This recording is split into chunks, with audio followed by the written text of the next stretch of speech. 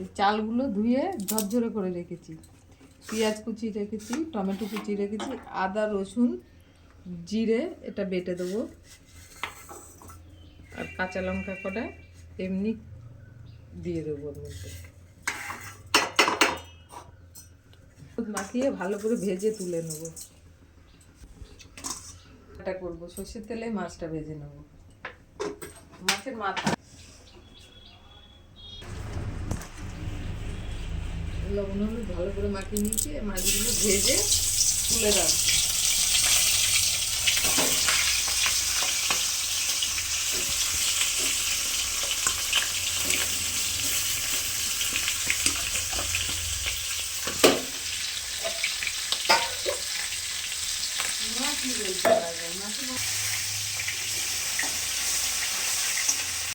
ভালো করে ভাজতে হবে কড়া করে। আলু ভেজে নেব, মাছগুলো ভাজা হয়ে গেছে, পেঁয়াজগুলো ভেজে তুলে নেব।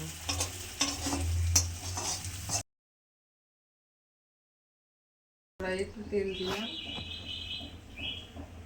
একটু বেশি লাগবে।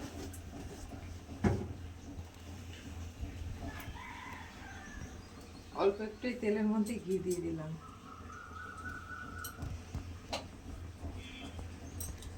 শুকনো লঙ্কা দিলাম,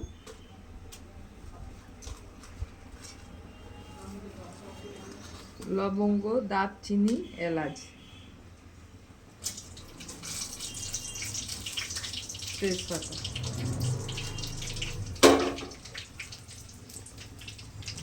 একটু জিরে, এগুলো ফোড়নে দিলাম।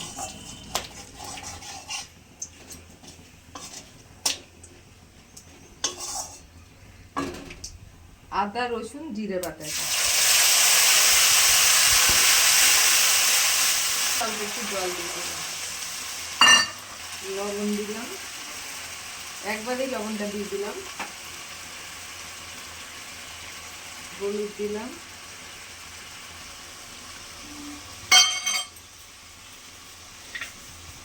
একটু চিনি দিলাম, চিনিটা একটু বেশি দিলাম,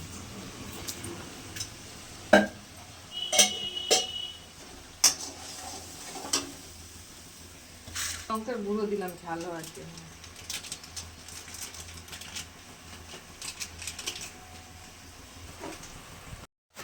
ছোট ছোট দুটো টমেটো দিয়েছি,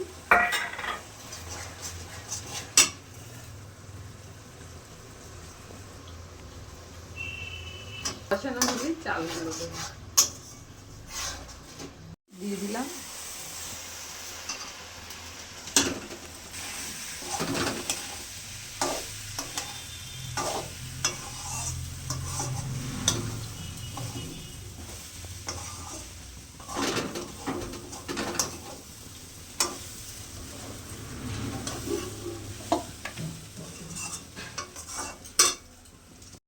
ভালো করে। এবার মাছের মাথা আর পেঁয়াজ ভাজাটা আছে দিয়ে দিলাম,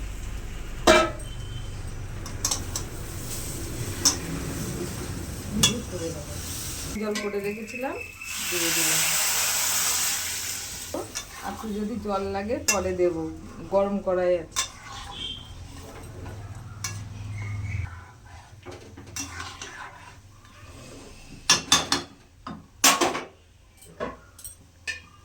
10 মিনিট মতো ঢাকা দিয়ে রাখবো। চালগুলো শক্ত আছে, গরম জল কিন্তু দেবো, ঠান্ডা জল দেওয়া যাবে না। দিয়ে আরো একটু ঢাকা দিয়ে রাখবো।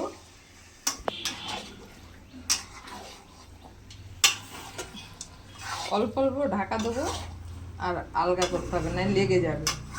হয়ে গেছে তো, ঢাকা না দিলেও হবে, এরকম নাড়াচাড়াই করবো, থাক ঢাকা দেবো না। হয়ে গেছে, এবার একটু ঢাকা দিয়ে তুলেই ঝরঝরে হয়ে যাবে মুড়ি ঘন্ট। গোবিন্দভোগ চাল দিয়ে রুই মাছের মাথা দিয়ে মুড়ি ঘন্ট।